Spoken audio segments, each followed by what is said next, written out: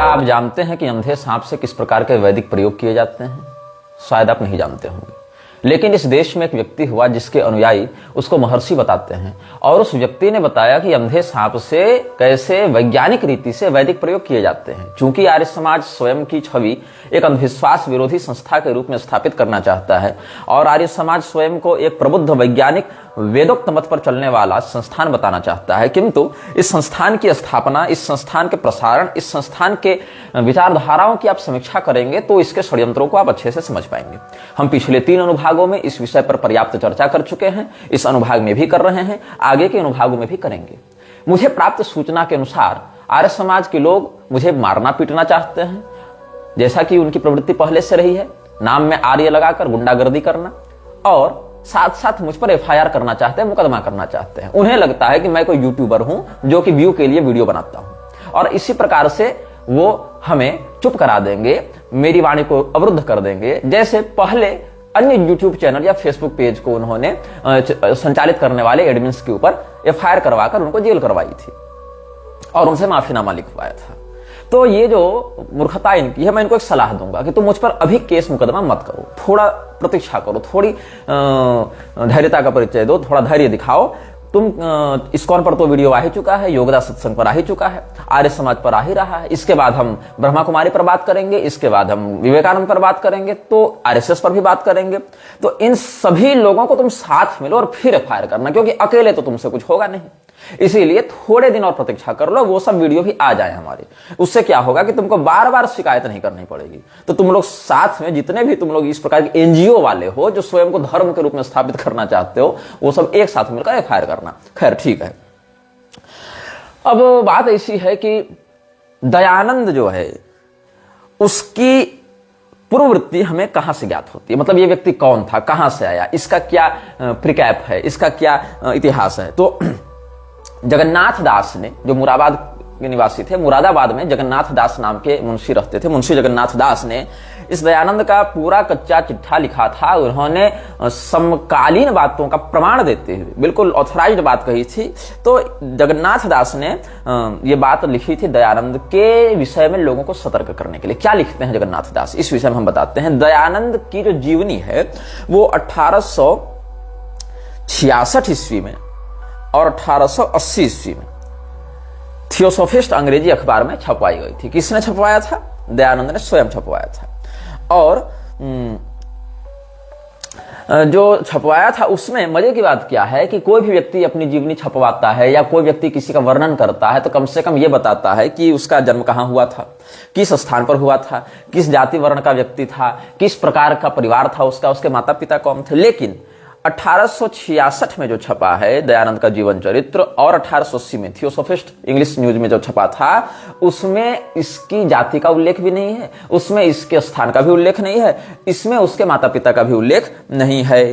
तो दलपत राय जगरांव वाले ने इसका अनुवाद उर्दू में किया था और वहां दयानंद ने एक स्पष्टीकरण दिया था कि हमने अपने पिता का नाम, अपने जन्म स्थान का नाम जानबूझकर छिपाया है क्योंकि उसकी आवश्यकता नहीं, लोगों को जानकर कोई फायदा नहीं होगा, क्योंकि हमारे कर्तव्य, हमारे कर्म ही प्रधानता से सामने आने चाहिए। अस्तु, आगे जाते हैं। जो मुख्य मुख्य बातें उस पर ध्यान दीजिएगा। उसी जीवन चरित्र के 21वें पृष्ठ में दयानंद ने कहा था कि इसको भटकते भटकते ब्रह्मचारी मिला।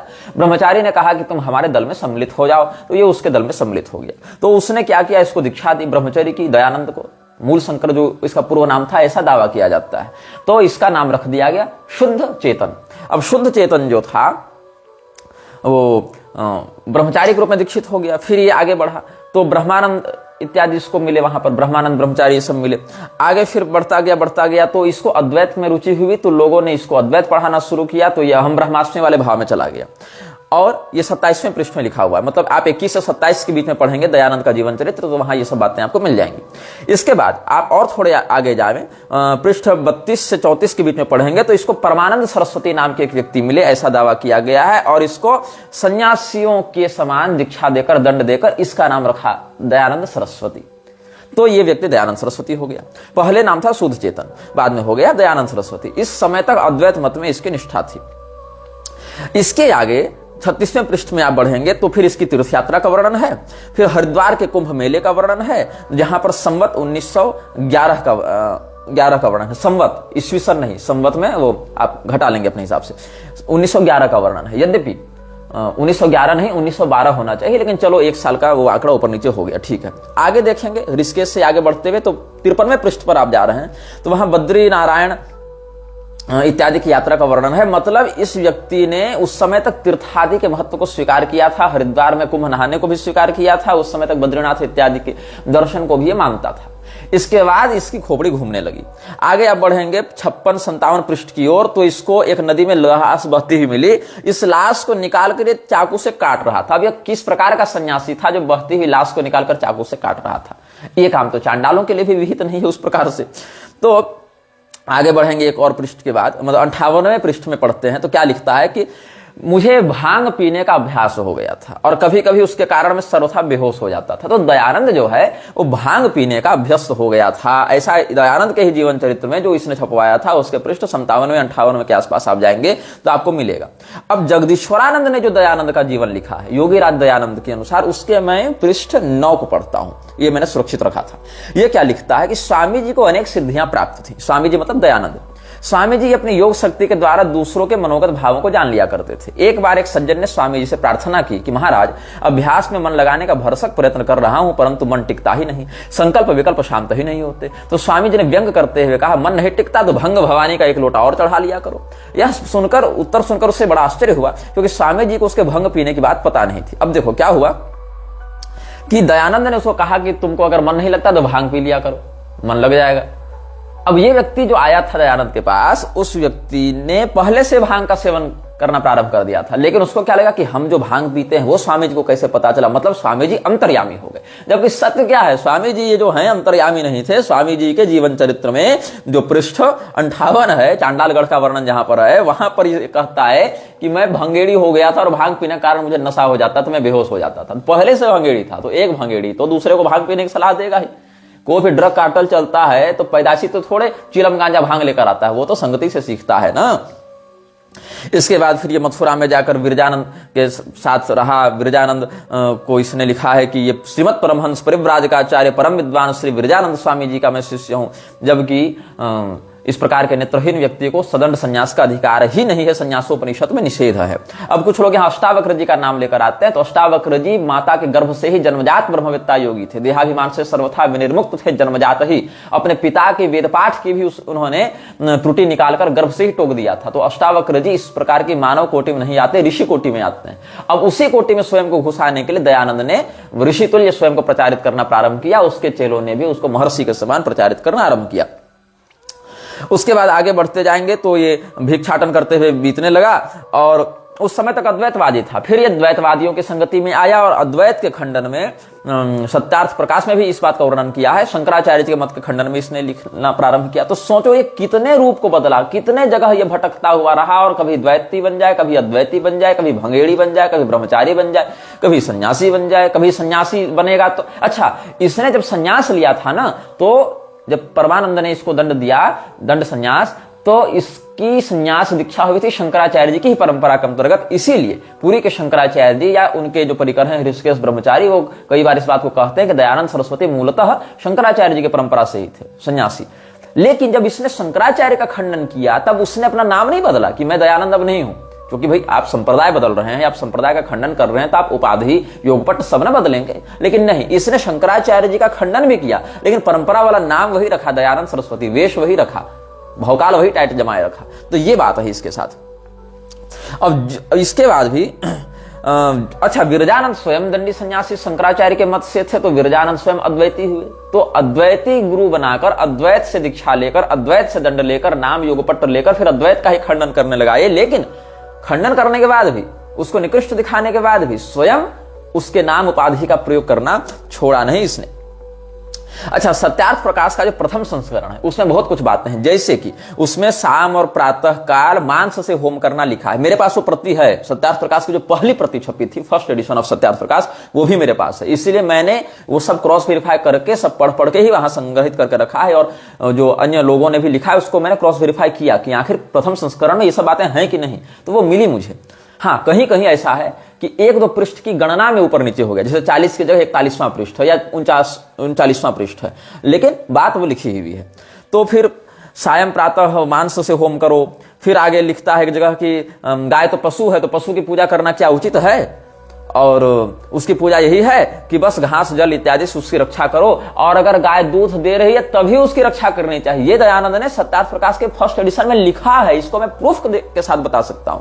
आप सत्यार्थ प्रकाश के फर्स्ट एडिशन को अगर पढ़ेंगे तो ये लिखा मिलेगा, मैंने क्रॉस वेरीफाई किया है अपनी इन्हीं आंखों से। तो उसमें क्या लिखा है दयानंद ने कि जैसे गधी है पशु वैसे गाय है पशु, तो गाय को पूजने की क्या आवश्यकता है। उसके बाद क्या कहता है कि अगर पूजने की ही बात है तो घास दे दो, जल दे दो, हो गया, पूज लिया। लेकिन वो भी कब? जब गाय दूध इत्यादि दे रही हो तभी उसके ऐसे पूजन का प्रयोजन है, अन्यथा नहीं। और फिर आगे देखिए तो मांस के पिंड देने में भी कोई पाप नहीं, ऐसा लिखता है। फिर यज्ञ के वास्ते जो पशुओं की हिंसा है सो विधि पूर्वक हनन है। ये बात तो खैर सत्य है, लेकिन इसने स्वीकार किया है। इन सब बातों को आगे के एडिशंस में हटा दिया गया। दयानंद सरस्वती के फर्स्ट एडिशन से ये सब बातें आगे के एडिशंस में हटा दी गई, और मरने के बाद तो ईसाइयत और इस्लाम के खिलाफ वाले, विरुद्ध वाले 2 समोल्लास और जोड़े गए हैं। अच्छा, आगे फिर देखेंगे कि यदि कोई व्यक्ति मांस न खावे तो जानवर, पक्षी, मत्स्य इतने हैं कि उनसे सहस्र सतगुणे हो जावे, तो मनुष्यों को मारने लगे और खेतों में धान्य न हो पावे, फिर सब मनुष्यों की आजीविका नष्ट होने से सब मनुष्य नष्ट हो जावे। तो इसके अनुसार प्रकृति में संतुलन बनाए रखने के लिए मांसाहार भी उचित है, नहीं तो फिर उनकी जनसंख्या बढ़ जाएगी ना। ये इसका दावा है। अब इसके बाद क्या लिखता है कि जहां गोमेध इत्यादि का प्रकरण है वहां पशुओं में नर पशु को मारना लिखा है, मादा को नहीं। और एक बैल से हजारों गैया गर्भवती होती, इससे हानि भी नहीं। लेकिन जो गाय बांझ हो उसको गोमेध में मार देना चाहिए, क्योंकि बंध्या से तो न दूध मिलेगा न वत्स बछड़े इत्यादि होंगे। तो एक जगह ये गाय को गधी के बराबर बताकर पूजा का निषेध करता है, दूसरी ओर कहता है कि गाय की अगर पूजा ही करनी है तो उसको दूध प्राप्त करने की स्थिति में, मतलब दूध अगर दे रही है तो घास जल इत्यादि दो, और अगर बांझ है तो गोमेध में काट भी सकते हो, ऐसा दयानंद ने लिखा है। और ये सब बहुत कुछ बातें हैं। और अच्छा, श्राद्ध वाला प्रकरण एक अलग है। आप दयानंद वाले जो फर्स्ट एडिशन है सत्यार्थ प्रकाश, उसके 41वें से 44वें पृष्ठ के मध्य देखेंगे। अच्छा, चाहे 48 तक भी चले जाएंगे तो श्राद्ध का क्या महत्व है और पितरों को पिंडदान का क्या महत्व है, ये सब भी उसने स्वीकार किया है, लिखा है। लेकिन आज के आर्य समाजी इसका निषेध करते हैं। तो तुम लोग जो मुझे शास्त्रार्थ की चुनौती देने आ रहे हो ना, तो दयानंद के ही फर्स्ट एडिशन से तुम्हारी बहुत सी बातें कट जाती हैं। अच्छा, ये लोग आगे क्या है कि अब अच्छा, यजुर्वेद भाष्य का जो दूसरा अंक इसने छपवाया था, वहां पर क्या लिखा कि हमने जो फर्स्ट एडिशन में सत्यार्थ प्रकाश में मुर्दों का श्राद्ध लिखने और ये सब शोधन करने वालों की बात है, वो जो मुर्दों के श्राद्ध के महत्व की बात है, वो क्या हुआ, प्रूफ रीडिंग में हटा नहीं पाए हम लोग। वो जो है गलती से छप गया, और गलती भी मेरी नहीं, वो छापने वालों की गलती से छपा। तो बोलो कि इतना विषय जो है वो, अगर मैं कोई पुस्तक लिख रहा हूं तो चलो ठीक है, प्रूफ नहीं देखा तो कुछ गड़बड़ हो गई, लेकिन अगर लेखक मैं हूं तो कम से कम मैं ये तो उसका उत्तरदायित्व तो लूंगा ना कि भाई मैंने लिखा है। प्रूफ देखने वाले को या जो टंकन कर रहा है उसको क्या मतलब है आपके सिद्धांत से? वो तो नौकरी कर रहा है वहां पर, वो थोड़ी रेटिंग करने का अधिकारी हो गया। तो ये जो है, अच्छा ये भी है कि नियोग वाला एक अलग विषय है कि विवाहिता व नियोजित स्त्री 10 संतान पर्यंत उत्पन्न करे अगर निसंतान हो। अरे भैया, जब पहले ही संतान में उसको प्राप्ति हो गई पहले नियोग में, तो 10-10 पुरुषों से नियोग क्यों करवा रहे हो? और इस सिद्धांत का अनुसरण करते हुए आज तक कितने आर्य समाजी ने अपनी बेटी, बहू और पुत्र वधु का नियोग 10-10, 11-11 पुरुषों से करवाया है? ये भी बता दो तो जरा, इसकी भी हम जांच कर लें। अच्छा, बहुत कुछ ऐसी बातें हैं, नियोग वाले विषय पर तो कभी भविष्य में चर्चा करेंगे। लेकिन अच्छा, ये क्या कहना है इसका एक और दयानंद ने कि गर्भवती स्त्री से 1 वर्ष समागम न करने के समय में पुरुष या स्त्री से न रहा जाए तो किसी से नियोग करके उसके लिए पुत्रोत्पत्ति कर दे। ये भी एक अलग विषय है। तो पता नहीं कि गर्भवती से नियोग करके दूसरा गर्भधारण कैसे हो जाता है, ये विज्ञान कहां से उत्पन्न हो रहा है दयानंद के मन में? जो पहले से गर्भवती है उसमें फिर से पर पुरुष से नियोग करवा के उसको डबल गर्भवती कैसे करवा रहा है? ये कितना, मतलब क्या इसमें सिस्टम लगा हुआ है? तो ये सब बहुत कुछ ऐसी बातें हैं जो, अच्छा, स्त्रियों के बाल के मुंडन में भी कहा है कि उष्ण देश हो तो सब बाल शिखा सहित छेदन कर देना चाहिए, क्योंकि सिर में बाल रखने से उष्णता अधिक होती है, इससे बुद्धि कम हो जाती है। तो स्त्रियों के सिर में बाल जो है अधिक होते हैं तो उनकी बुद्धि इस प्रकार से कम होनी चाहिए यहाँ पर। अच्छा, मांसाहार वाले विषय में भी देख लो कि जो सभी लोग अहिंसक हो जाएंगे अगर, तो व्याघ्र इत्यादि पशु बढ़ जाएंगे जो गाय इत्यादि को मारेंगे।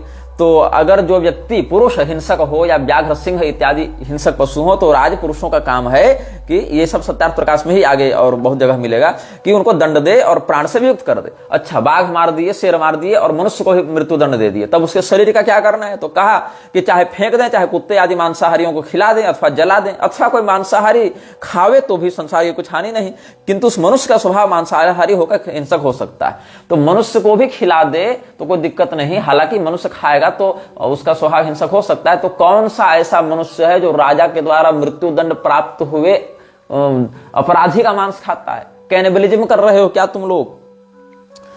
अच्छा, ये जो हाँ आगे जो संस्कार विधि इसने लिखी थी उसके पृष्ठ 11 में, उसका फर्स्ट एडिशन देखोगे तो कहता है कि जो चाहे कि मेरा पुत्र पंडित हो, सद विवेकी हो, शत्रुओं को जीतने वाला हो, स्वयं अपराजित हो और हर्ष और निर्भयता से युक्त हो, शिक्षित हो, बढ़िया वाणी बोलने वाला हो, वेद वेदांग विद्या का पढ़ाने वाला हो और सर्वायु पूर्णायु भोगने वाला हो, तो मांस युक्त भात को खा के पका के फिर पूर्वोक्त घृत युक्त खावे तो वैसे पुत्रों का होना संभव है। तो ये बताया जाए कि बकरी के मांस का भोजन, अन्नादि की इच्छा करने वाला और विद्या के कामने वाला तीतर के मांस का भोजन इत्यादि करके फिर गर्भाधान इत्यादि करे, तो ये कितने आर्य समाजी जो कथित आर्य बने चल रहे हैं, फुल पैंट शर्ट धारी, ये लोग कितने मांसाहार इत्यादि कर करके और अपने बच्चों को उत्पन्न कर रहे हैं। तो इसका अर्थ ये तो दयानंद को ही फॉलो नहीं कर रहे हैं। ये तो दयानंद को फॉलो करते, दयानंद की बात मानते तो ऐसा कर सकते थे। तो आगे फिर देखिए, जो हानिकारक पशु हो उनको मारे, इस प्रकार से कहता है। तो जंगल में जो रहने वाले नीलगाय आदि प्रजा की हानि करे तो उनको मारने योग्य, ये सब भी कह रहा है। और पीठ से बोझ उठाने वाले ऊंट आदि के सदृश वैश्य इत्यादि कह के वैश्यों को ऊंट के सदृश इसने बताया है 14वें अध्याय के 9वें मंत्र में। ये सब बहुत कुछ है इसके विषय में। केवल हम ये नहीं कह सकते कि अच्छा, उल्टी बात क्या है।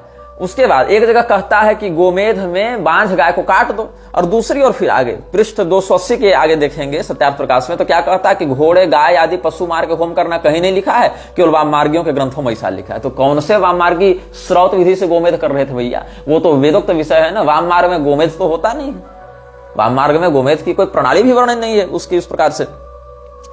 तो इसी प्रकार से मतलब बहुत कुछ ऐसा विकार है जो कि आपको दयानंद की पुस्तकों में स्पष्ट प्राप्त हो जाएगा। अच्छा, इतना ही नहीं, आर्य समाज लोग क्या कहते हैं भाई, जगदीश्वरानंद ने जो योगीराज दयानंद की पुस्तक लिखी है उसके 9वें पृष्ठ से मैं बता रहा था, जहां भांग पीने वाली बात थी ना, इस पुस्तक में और बहुत कुछ है। मतलब इसने दयानंद को कहा कि दयानंद तो गोरखनाथ के सदृश लगते हैं, शंकराचार्य के सदृश लगते हैं, तो अमुक ऋषि के, अमुक देवता के सदृश लगते हैं, बहुत चापलूसी की है। तो ये आर्य समाजी ऐसे ही महिमा मंडन करते रहे दयानंद का, और दयानंद क्या करता रहा? लोगों की जाति धर्म कुल धर्म का नाश करता रहा। अब यहां पर ये क्या कह रहा है, उसी पेज में पृष्ठ 9 में देखें कि जब महाराज प्रयाग पधारे तो भगवान दास नाम का एक व्यक्ति को महाराज की योग क्रिया देखने की बड़ी प्रबल इच्छा थी। एक दिन उसने छिप कर देखा कि महाराज भूमि से 6 इंच ऊपर शून्य में स्थित थे, मतलब दयानंद उड़ भी रहा था।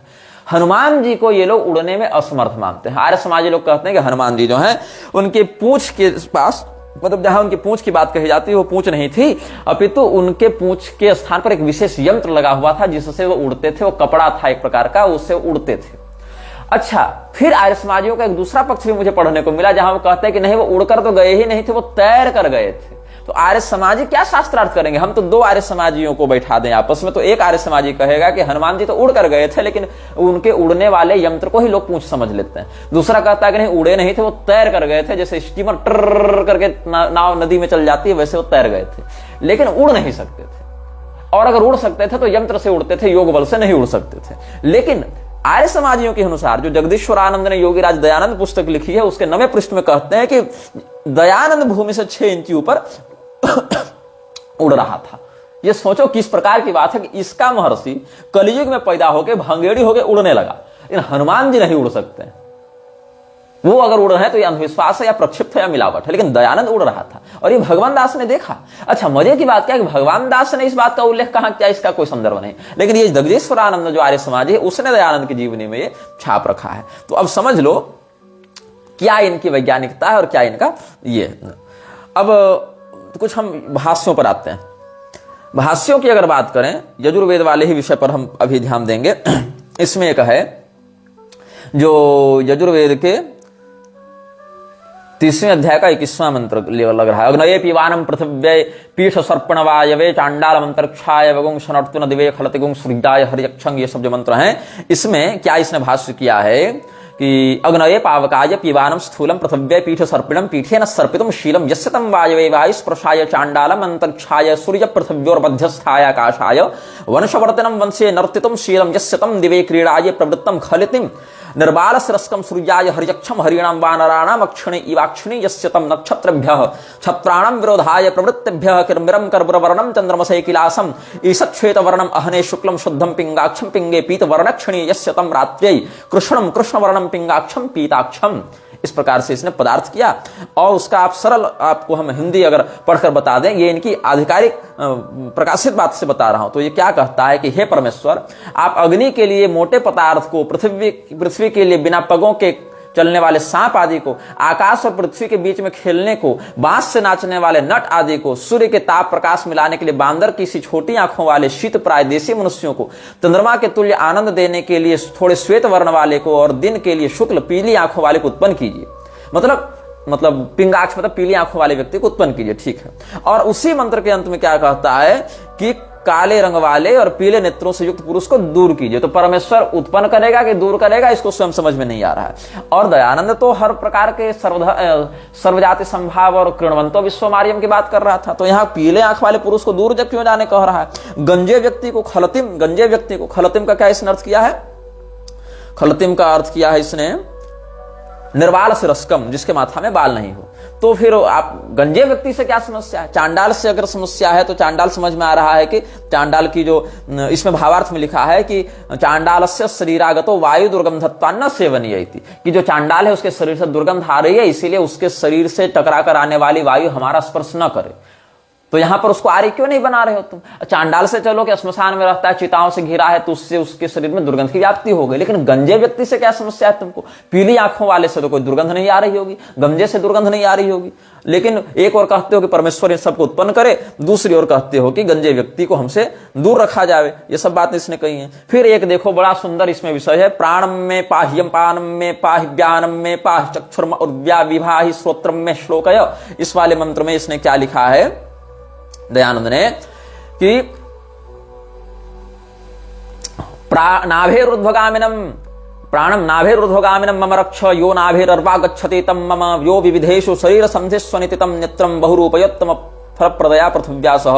ये सब करके यो नाभेरर्वा गच्छति तम में इस प्रकार से यहां पर इसने भाष्य क्या, और इसका हिंदी अनुवाद पढ़ेंगे। इसने क्या लिखा है इन लोगों ने कि हे पते व स्त्री, पति पत्नी के मध्य संवाद है, बहुत प्रकार की उत्तम क्रिया से मेरे नाभि से ऊपर चलने वाले प्राण वायु की रक्षा कर, मेरे नाभि के नीचे गुह्येंद्रिय मार्ग से निकलने वाले अपान वायु की रक्षा कर। मतलब जब आप अधोवायु का परित्याग करेंगे तो उसकी रक्षा कर। जबकि अपान शब्द व्यापक है, अपान केवल अधोवायु गैस निकलती है, लोग अधोवायु का दुर्गंधपूर्ण परित्याग करते हैं, वो केवल अपान वायु नहीं है, वो अपान वायु का एक प्राकट्य है। जैसे श्वास जो है वो प्राणवायु का एक अभिव्यक्ति का भाव है, लेकिन वही केवल प्राणवायु है ऐसा नहीं कर सकते हैं। श्वास लेना प्राणवायु की संचार क्रिया का एक प्रमाण है। वैसे अधोवायु या प्रसव होना ये अपान वायु की क्रिया का एक प्रकार है, एक अभिव्यक्ति है उसकी। जैसे डकार लेना, छींकना, नेत्रों का ऊपर नीचे जाना, ये सब भी नाग कूर्म कृकल देवदत्त धनंजय, ये सब वायु का एक अभिव्यक्ति का प्रारूप है। अपाने जो होते प्राणे पानम तथा परे प्राणापान गतिरुद्धा प्राणायाम परायण, यहां अधोवायु का परिचय दिया गया है क्या कि गैस निकल रही है, पेट खराब है तुम्हारा, कब्जी कहीं के, तो तुम अपान वायु। तो यहां पर क्या कह रहा है कि हमारी गुह्येंद्रिय से जो अपान वायु निकल रही है, हे पत्नी हे पति तो उसकी रक्षा कर। तो आर्य समाजी लोग क्या करते हैं, इनके पति पत्नी क्या गुदा द्वार की और ऐसे करके बोतल लेकर खड़ा रहते हैं, वैक्यूम लगा कि कब इसका अधोवायु निकले और कब हम उसकी रक्षा करें। और रक्षा करके करना क्या है, तुमको नीलाम करना है क्या ईबे में जाकर? ये किस प्रकार का वेदभाष इन लोगों ने कर रखा है। और इनको शास्त्रार्थ करना है, क्या शास्त्रार्थ करें इन लोगों से? शास्त्रार्थ लोग आपस में खुद नहीं कर सकते। और हम तो कहें कि सत्यार्थ प्रकाश के आज के एडिशन को और सत्यार्थ प्रकाश के फर्स्ट एडिशन को रख दो, तभी शास्त्रार्थ इन लोग नहीं कर सकते। तो आगे अब देखो ये किस प्रकार की रक्षा ये लोग कर रहे हैं। अच्छा, एक और उदाहरण देता हूं। उदाहरण बहुत हैं, लेकिन कुछ कुछ अभी जो दिमाग में है हमको तत्काल में याद आ रही वो सब देख लो। एक और है, सुपस्था अद्य देवो वनस्पतिरभवत अश्विभ्याम छागन सरस्वती वाले मंत्र को देखो। ये 21वें अध्याय का 60वां मंत्र जो दयानंद ने लिखा है। इसका भाष्य क्या कहता है, ये और है, ये सुष्ठुपतिष्ठम ते दिव्य गुण बटादि भवेत प्राणापानाभ्याम दुख छेदकेन वाचे भुंजीरन मेदशस्निग्धान पचतानि पक्तव्यानि, ये सब वाले मंत्र में आप देखेंगे तो क्या कहता है। इसका हिंदी अनुवाद भी पढ़कर मैं सुना देता हूं कि प्राण और अपान के लिए दुख विनाश करने वाली छेरी मतलब बकरे इत्यादि पशु से, वाणी के लिए मेढ़ा से, मेढ़ा मतलब भेड़, मेष जिसको इंग्लिश में रैम कहते हैं, मतलब भेड़ का पति या नर। परम ऐश्वर्य के लिए बैल से भोग करे। अब बैल से भोग कैसे करेगा? आर्य समाजी लोग बैल से कैसे संभोग कर रहे हैं, या भोग का तात्पर्य क्या मानोगे? बैल से कैसे भोग करोगे? अब तुम मेढ़ा से कैसे भोग करोगे? बकरे से कैसे भोग करोगे? तो कितने आर्य समाजी हैं जिन्होंने बैल से भोग करके परम ऐश्वर्य की प्राप्ति की है और भेड़ से भोग करके वाणी का विकास किया है। अवश्य ही ये लोग भेड़ से भोग करते होंगे, तभी इनकी वाणी विकसित होती होगी। अब चलो, अब इसने क्या हुआ है, आगे वाचक प्लुप्तोपमा अलंकार का वर्णन करके कहता है दयानंद। इसमें भावार्थ बताता है कि इसका जो है वो पदार्थ न ग्रहण किया जाए, भावार्थ ग्रहण किया जाए कि ये मनुष्य छागति दुग्धादि भी प्राणापान रक्षणा स्निग्धान पक्वान पदार्थान भुक्तोत्तमान रसान पित्ता वर्धमते ते सुसुखम लभंते। मतलब क्या इसका सरल अर्थ हो गया कि जो मनुष्य छेरी बकरी इत्यादि के पशुओं के दुग्ध आदि से प्राण अपान की रक्षा के लिए चिकने और पके हुए पदार्थों का भोजन कर उत्तम रसों को पी के वृद्धि को प्राप्त हैं, वे अच्छे सुख को प्राप्त होते हैं। मतलब कि दूध दही घी खूब खाओ पियो तो शरीर बलिष्ठ रहेगा। तो दूध दही घी किसका खाना है? जिसमें गाय का कहीं नाम नहीं है, मतलब गाय का दूध दही मत खाओ।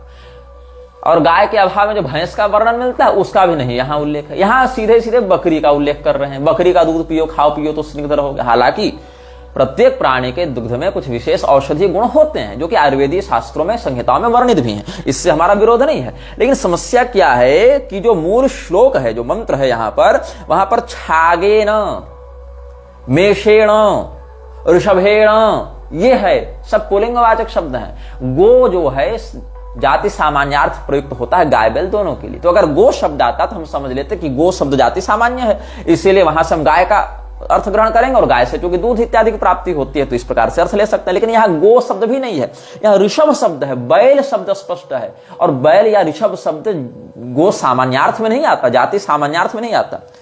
यहां छाग शब्द है, मेष शब्द है, और ये भी जाति सामान्य अर्थ नहीं है इसका। तो ये लोग बताएं कि अगर बैल से दूध निकालना संभव हो किसी विधान से तो फिर उसी का प्रयोग ये लोग करते होंगे। तो क्या किया दयानंद ने, इसने बैल का भोग करवा दिया, बैल से भोग करवा दिया लोगों को। और अगर बैल से भोग करने के अर्थ में आपत्ति हो तो कहा कि दूध दही घी खाओ पियो बैल से प्राप्त करके। अरे भैया, अगर गो भी होता तो हम समझ लेते कि गो जाति सामान्यार्थ से बैल गाय दोनों के लिए प्रयोग होता है। लेकिन यहां तो ऋषभ शब्द है, उसको कैसे सिद्ध करोगे? अच्छा, एक और उदाहरण ले लो। ये जो वैदिक चिल्लाते रहते हैं उसी पर आ रहे हैं ना। शाद दद्भिरवकाम दंत मूलर मृदम वर्षवस्ते गाम वाली जो श्रुति है यजुर्वेद के 25वें अध्याय के प्रथम मंत्र के रूप में इसका प्रयोग किया गया है। उसका आप संस्कृत भाष्य देखें क्या कह रहा है ये।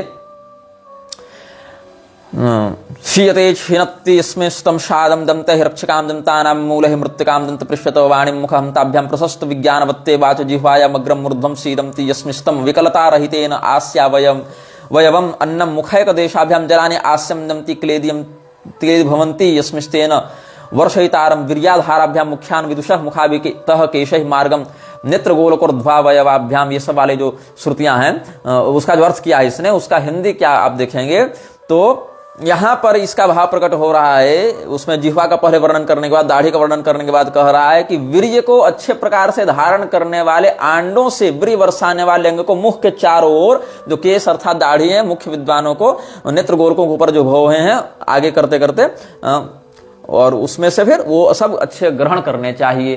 तो ये जो कहीं का ईंट कहीं का रोड़ा भानुमति ने कुनबा जोड़ा, तो यहां अचानक से शुक्ल कृष्ण भी आ गए और यहां पर अंडकोश भी आ गया, दाढ़ी मूछ भी आ गया और घूमने भी लग गए चेहरे के चारों ओर। तो ये कौन सी विधा है, ये कौन सा विज्ञान है दयानंद का जो इसने वर्णित किया है। अब हम आते हैं अंधे सांप के वैज्ञानिक प्रयोग पर। अब अंधे सांप के वैज्ञानिक प्रयोग पर यजुर्वेद का भाष्य देखें। पूषणम वनिष्ठुना अंधाहीन स्थूल गुदया सर्पान गुदाभिर्विहृत आंत्रेरपोपस्तिना वृषण मांडाभ्यम वाजनगुं शेपेन प्रजा रेतसा चाशान पित्तेन प्रदान पायुना कुष्मान छकपिंडई। इस प्रकार की जो बातें यहाँ पर हैं श्रुति में।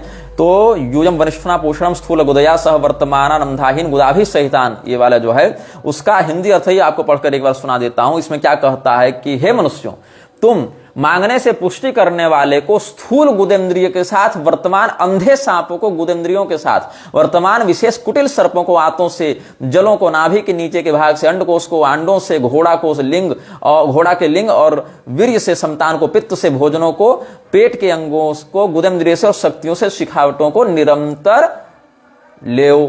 और भावार्थ में लिखा जिस जिस से जो जो काम सिद्ध हो उस अंगवा पदार्थ से वह काम सिद्ध करना चाहिए। तो ये मुझे समझ में नहीं आ रही है बात कि ये अंधे और कुटिल सर्पों को अपने गुदा के माध्यम से आंत में डालने का क्या विज्ञान है इनका। भाई ये मतलब किस प्रकार की वैदिकता ये लोग प्रसारित कर रहे हैं और उससे कौन सा लाभ प्राप्त हो रहा है? इतना करने के बाद क्या प्राप्त हो रहा है तुमको?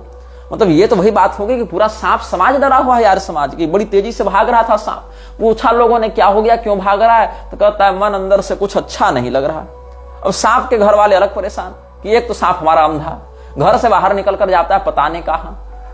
तो कहेगा उसके जो बिल वाले हैं, सर्प कुटुंब वाले, वो सब कहेंगे कि आए रे अंधरा, तुम यही सब करने बिल से बाहर जाता है, आज से तरह बाहर निकलना मत, कहीं फंस उस गया तो जान जहंडल हो जाएगा तुम्हारा। सांप तक का यौन शोषण करवा दे रहे हैं। अब बैल लोग भी डरे हुए हैं कहीं इस अंधे सांप को अपनी गुदा में डालकर और बैल का दूध निकाल के फिर हमको पुष्ट न कर दे।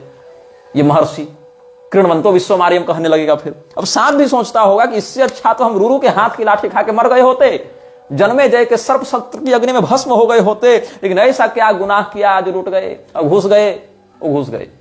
तो ये हाल है इनके वेद भाष्य का। और इस प्रकार के खंडन हमारे पूर्वाचार्य कई बार कर चुके हैं। ये नहीं कि हमको नई बात बता रहे हैं, हम जो बात बता रहे हैं वो बात हमारे पूर्वाचार्य कई शास्त्रार्थ में बताकर इनको हराकर लज्जित करके भेज चुके हैं। लेकिन लज्जित होने की भी एक कला होती है भैया, कि तुम्हें शर्म हो, लाज हो, तब तुम लज्जित हो सकते हो, लेकिन तुम तो लज्जित भी नहीं हो सकते।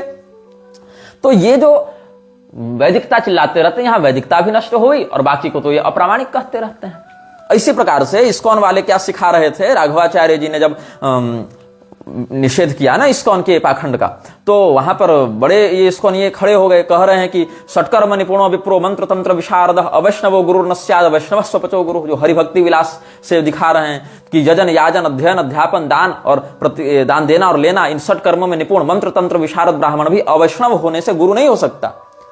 लेकिन चंडाल कुल में जन्म ग्रहण करने पर भी यदि कोई विष्णु भक्ति परायण हो तो वह गुरु होने योग्य है, ऐसा। तो भैया तुम तो जन्म से जाति मानते ही नहीं हो, तुम तो कर्म से जाति मानते हो ना। तो चंडाल कुल में जन्म लेने की बात तुम कैसे स्वीकार कर सकते हो? जब जाति कर्म से तय कर रहे हो, वर्ण कर्म से तय कर रहे हो, तो कुल तो सबका समान होता होगा। फिर उसमें जो जन्म ले उसका जो कर्म हो उसके आधार पर उसकी जाति तय होती होगी। तो जब वो वैष्णव हो गया तो चांडाल उसकी संज्ञा कैसे बच गई? मतलब चांडाल का जो स्रोत है चांडालत, तो उसमें व्याप्त कैसे हो रहा है? क्योंकि अभी तक तो उसने चांडाल का कर्म किया नहीं, वो चांडाल बचा कैसे फिर? वो मतलब चांडाल अगर फिर भी वो बच जा रहा है, स्वपच उसको कहना पड़ रहा है वैष्णव होने के बाद भी, मतलब वो जाति से ही चांडाल होगा ना, जो उसकी जाति नहीं बदल पा रही है। तो इस प्रकार के श्लोक विप्र क्षत्रिय वैश्यास्य गुरुव शूद्र जन्मनाम शूद्राश्च गुरुवस्तेषां त्रयाणां भगवत प्रिया, ये सब जो कह रहे हैं श्लोक दे देकर, ये लोग हरिभक्ति विलास इत्यादि से वचन दे रहे हैं। हरिभक्ति विलास का ये वचन क्यों नहीं दिखता कि ऊपर के वर्ण वाले को नीचे के वर्ण वाले से दीक्षा नहीं लेनी चाहिए? वर्णोत्तम तमेथ च गुरो सतिया विश्रुते पिच स्वदेशो तत्वान्यत्र नेदम कार्यम शुभार्थिना विद्यमाने त्यः कुर्यात् यत्र तत्र विपर्ययम् तस्य हामत्रनाशो स्यात् तस्मात् शास्त्रोक्तमाचरेत् छत्र विट शूद्र जातीयः प्रातिलोम्यम न दीक्षयेत्। ये सब शास्त्र तांत्रिकेषु च मंत्रेषु दीक्षायां योषितामपि साध्वीनाम अधिकारोस्ति शूद्रादीनां च सद्धियां वैदिकेषु न तांत्रिकेषु मंत्रेषु दीक्षायां अधिकारोस्ति। ये सब बातें हरिभक्ति विलास से कौन बताएगा? अच्छा, विष्णु भक्ति समायुक्तान श्रौत स्मार्त प्रवर्तकान प्रीतो भवति यो दृष्ट्वा वैष्णवो सो प्रकृतितः। भगवान विष्णु की भक्ति से युक्त लोगों को देखकर, श्रौत और स्मार्त मत वालों को देखकर जो प्रसन्न होता है वो वैष्णव बताया गया। ये हरिभक्ति विलास का ही तो वचन है कि हम अपने से छाप कर बोल रहे हैं। लेकिन श्रौत स्मार्त में जो निष्णात हैं, ऐसे शंकर परंपरा वालों को और ये स्मार्त ब्राह्मणों को पानी पी कर गाली किसने दी थी? यही विमला प्रसाद दत्त और केदार दत्त ने दी थी ना। और जब शिव जी की तुम लोग निंदा करने आते हो, मुझे तुम लोग वैष्णवापराधी कह रहे हो। अरे हम वैष्णवापराधी हो ही नहीं सकते, हम अवैष्णवों का ही द्रोह कर रहे हैं और अवैष्णव हो तुम। भगवान महादेव जिनको शास्त्रों ने परम वैष्णव की संज्ञा दी है, उनकी निंदा करने से तुमको वैष्णव अपराध नहीं लगता? तुम ही इकलौते वैष्णव पैदा हुए हो यहाँ पर। और हमारे धर्मशास्त्रों में तो शाक्तों की भी वैष्णव संज्ञा है। आसाम में साधकास्ते तो सभायाम वैष्णवा मता, महाविद्याओं के साधकों की भी, काली भक्त की, तारा भक्त की, त्रिपुर सुंदरी भक्त की भी सभा में वैष्णव संज्ञा होती है। और हम तो उनका भगवान विष्णु का निषेध भी नहीं कर रहे हैं। भगवान विष्णु को डेमी गॉड लिखो तुम, भगवान विष्णु के परम वैष्णव महादेव जी की निंदा करो तुम, और हम तुम्हारा विरोध करें तो हम वैष्णव अपराध कर रहे हैं। तुम विष्णु द्रोही हो, तुम वैष्णव द्रोही हो, हम थोड़े हो गए। और रही बात इनके कि जो ये लोग कहते हैं कि जन्मना जायते शूद्र, जन्मना जायते शूद्र, तो भैया जब वर्ण 4 हैं और ब्राह्मण क्षत्रिय वैश्य शूद्र हैं, तो इसमें ब्राह्मण क्षत्रिय वैश्य ही कर्म से कैसे बन जा रहे हैं? शूद्र भी तो कर्म से ही होना चाहिए था ना। तो जन्मना जायते शूद्र कैसे हो गया? कर्मणा जायते शूद्र होना चाहिए था। जैसे बाकी 3 कर्म से है, तो शूद्र वर्ण केवल जन्म से कैसे हो जा रहा है? मतलब 4 वर्ण में 3 वर्ण तो कर्म से बन जा रहे हैं और शूद्र केवल जन्म से हो रहा है।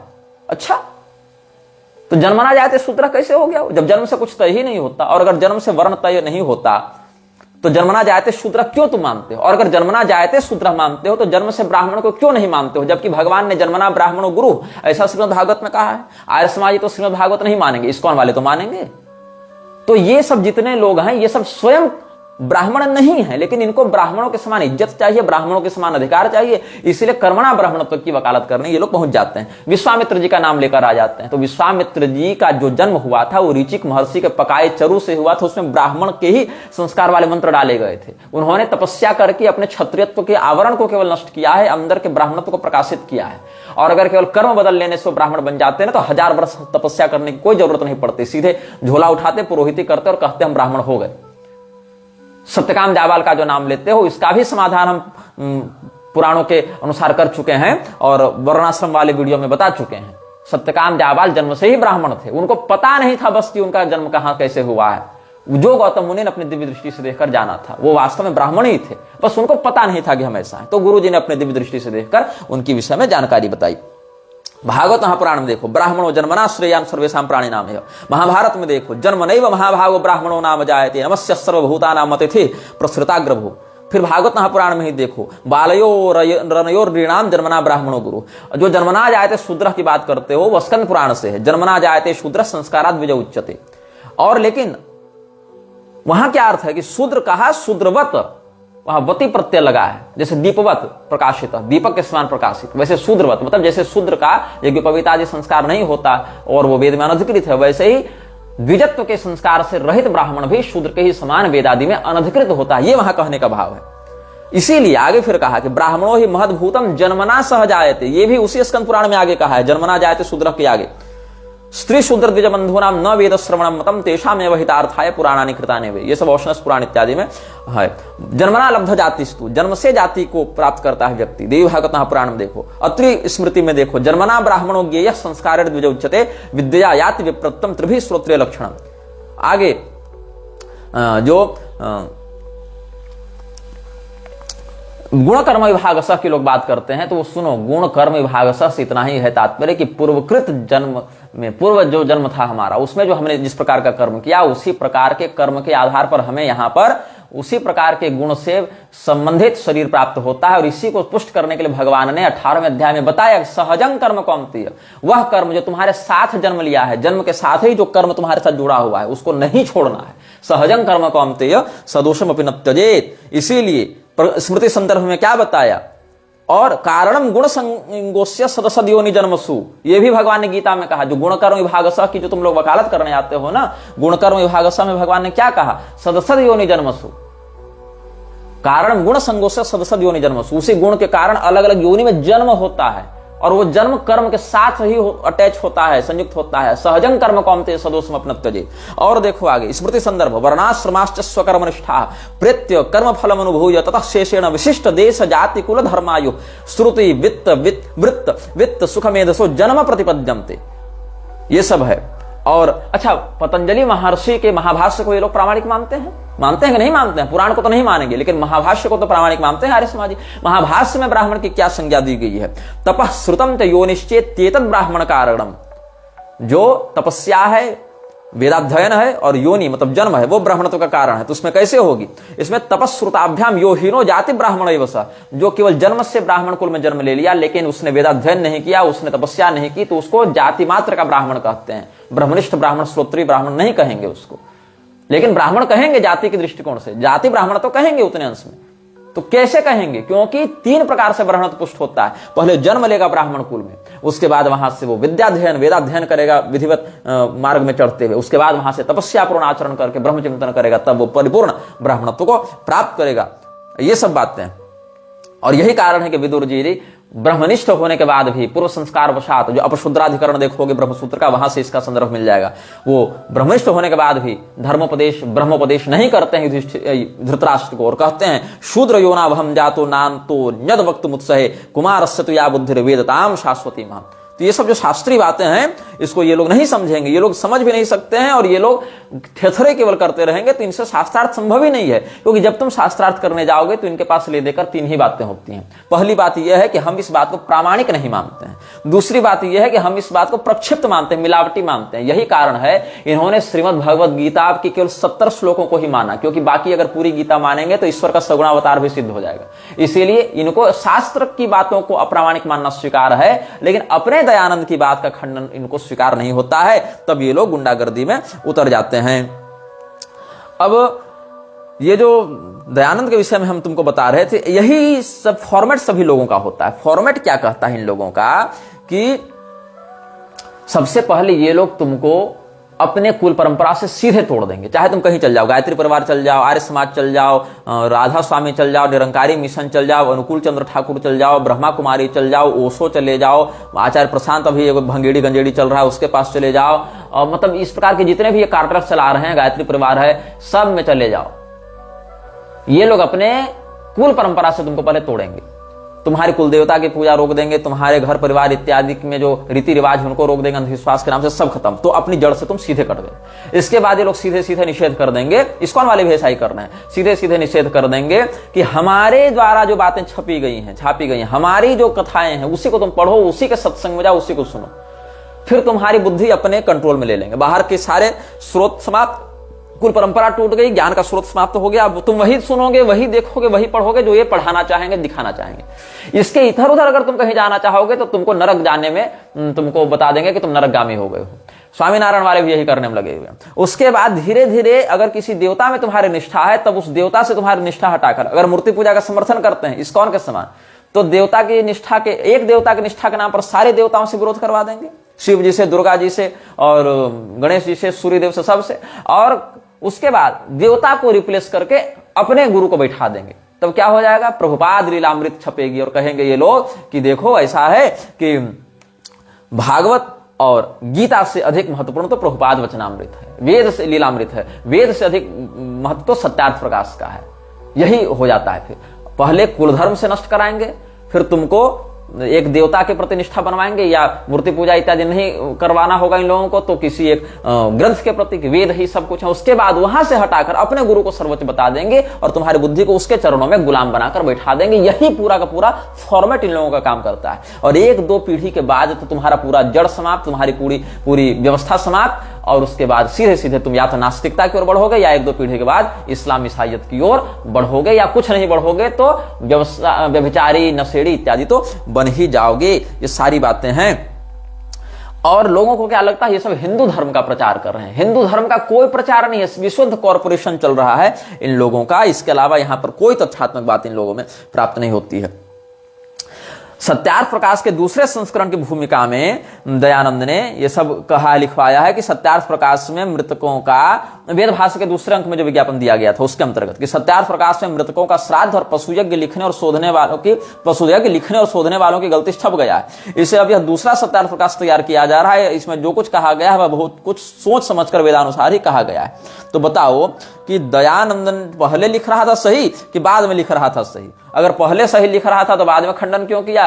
और अगर बाद में सही लिख रहा था तो इसका अर्थ है कि दयानंद की बुद्धि इस प्रकार से परिवर्तित होती रहती थी। जैसे कि 50 गुरु संप्रदाय बदले थे, वैसे 50 मत वो बदलता रहता था। इतना ही है उसका तात्पर्य। और ये जितने लोग कर्मणा वर्ण व्यवस्था बना रहे, उसमें एक भी व्यक्ति शूद्र नहीं बना रहा। यहां आर्य समाज ने आज इतने कर्मणा शूद्र बनाए। नहीं।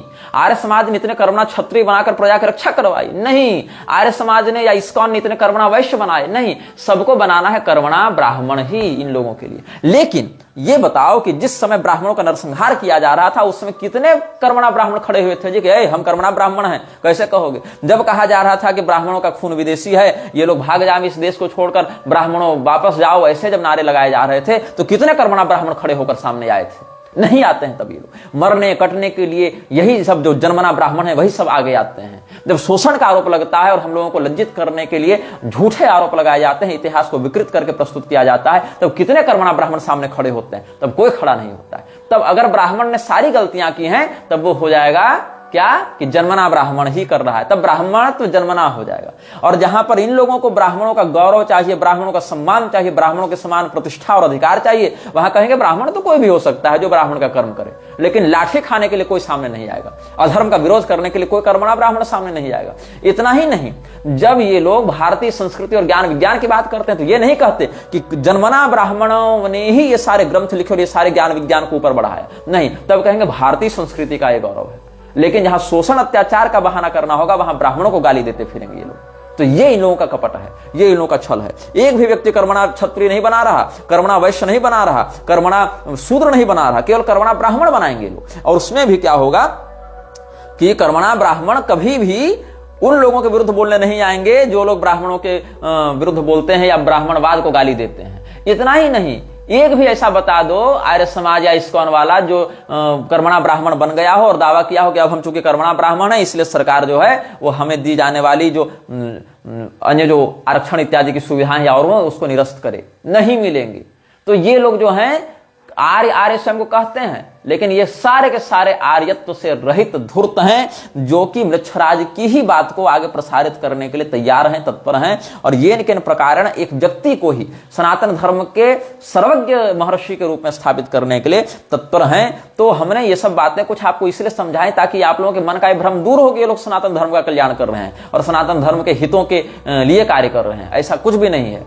आगे के अनुभागों में हम आपको इन सभी विषयों में बताएंगे कि कैसे थियोसॉफिकल सोसाइटी और आर्य समाज का संबंध था, कैसे फ्रीमेसन्स और आर्य समाज का संबंध था। और अगर आपको नहीं पता है तो आपको बताएंगे कि आर्य समाज का एक बड़ा हिस्सा आर्यन मेसोनरी के नाम से भी जाना जाता था, जो फ्रीमेसोनरी की ही एक शाखा के रूप में कार्य करता था। यह वीडियो जल्द ही हटा दिया जा सकता है। कृपया थर्ड पार्टी एप्स का उपयोग करके डाउनलोड करें। आप इस वीडियो को अपने चैनल पर फिर से अपलोड भी कर सकते हैं।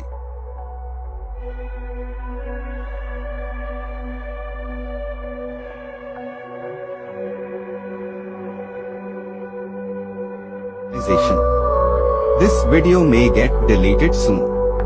Please download using third-party apps. You may also re-upload this video on your channels. Thank you.